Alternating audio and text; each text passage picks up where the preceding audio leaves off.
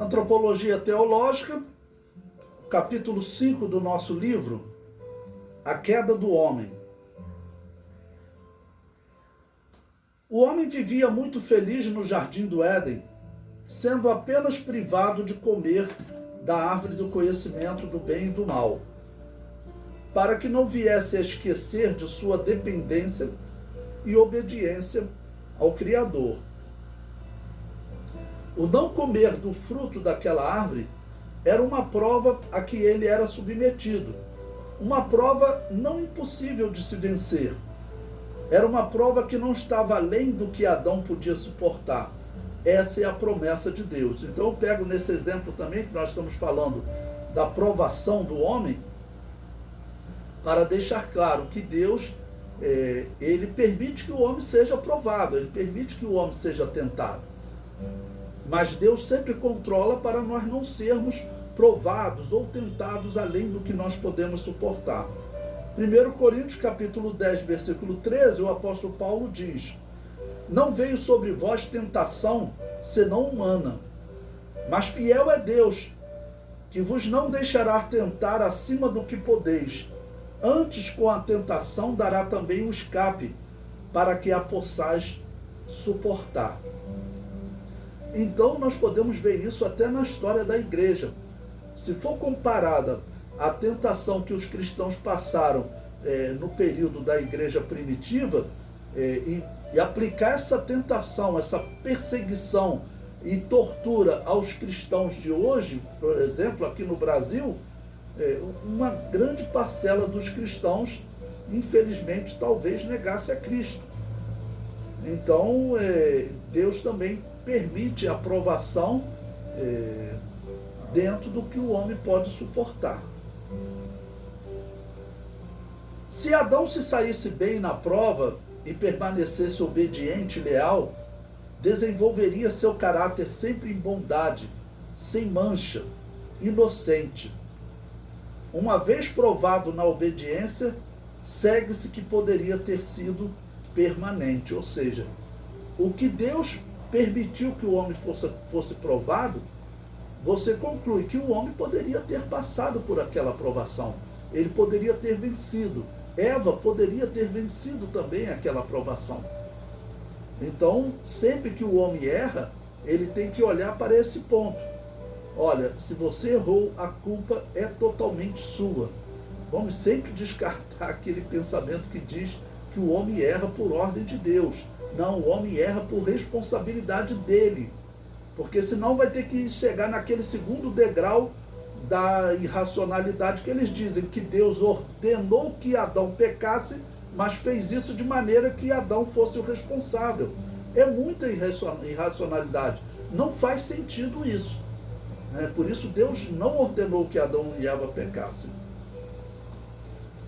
O homem não foi criado pecador, mas o pecado entrou no mundo dos homens através de sua própria escolha, consciente e voluntária.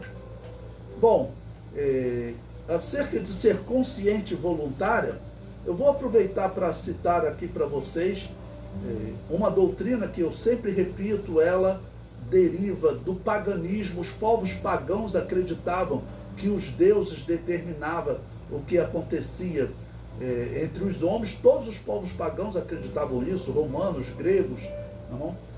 E veja o que diz um seguidor desses povos pagãos, chamado Calvino, em sua obra As Institutas. Ele diz na página 45: denominamos predestinação o conselho eterno de Deus, pelo qual ele determinou o que desejava fazer com cada ser humano. Porque ele não criou todos em igual condição, mas ordenou uns para a vida eterna e os demais para a condenação eterna.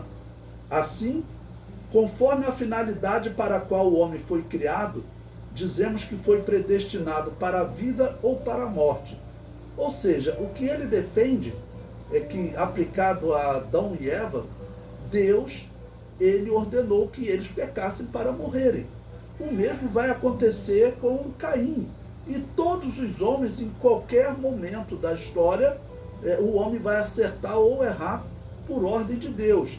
Não, então guarde o que eu escrevi ali, olha, né? A queda do homem foi devido à sua própria escolha consciente e voluntária. Deus de maneira nenhuma vai impulsionar o homem ao erro.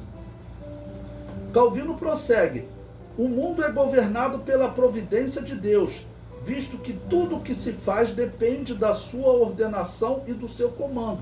Isso não é verdade. A primeira parte, quando ele diz que o mundo é governado pela providência de Deus, até aqui tudo bem. Porque é claro que Deus, ele controla, ele limita as ações de Satanás, ele limita até as ações dos homens. Às vezes Deus interfere na história, como foi enviar o seu Filho Jesus Cristo. Às vezes ele livra um homem, um cristão, da morte, né, interferindo, o cristão iria morrer. Deus interferiu tirando o homem daquele lugar de morte. Em outros momentos ele deixa o homem morrer, mas Deus não ordenou a morte daquele cristão que morreu ali queimado pelos leões, ou pela espada, ou de diversas maneiras, né? Depois de muita tortura.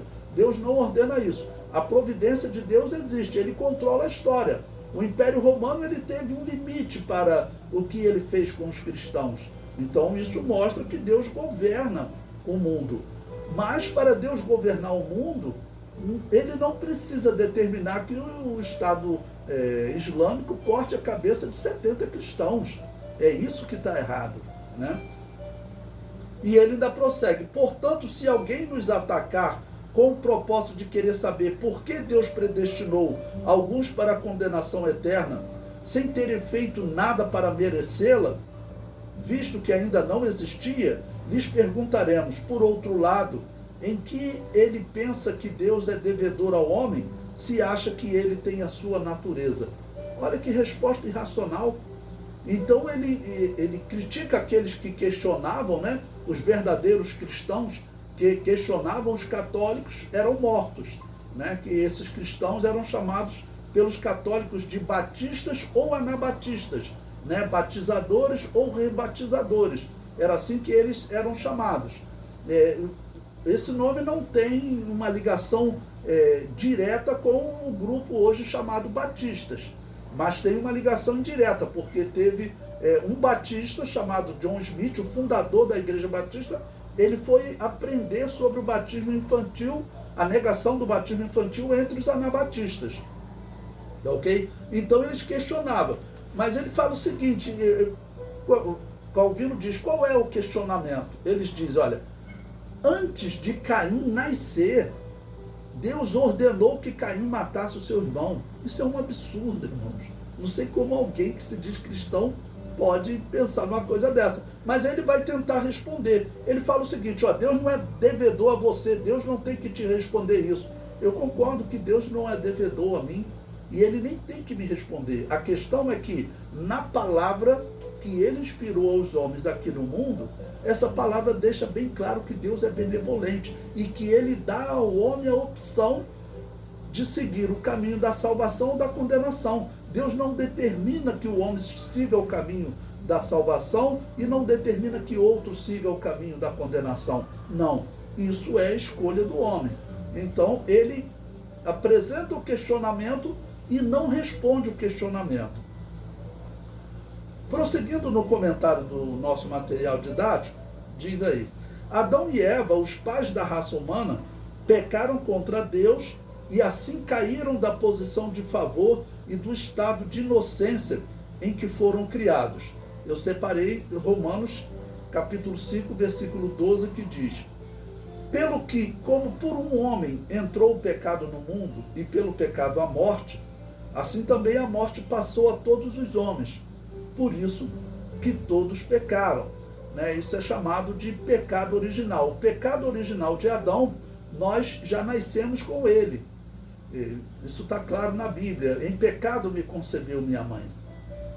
Então o apóstolo Paulo está dizendo que o homem pecou e esse pecado passou a todos os homens. Ou seja, ninguém hoje nasce em estado de inocência como Adão vivia antes do pecado.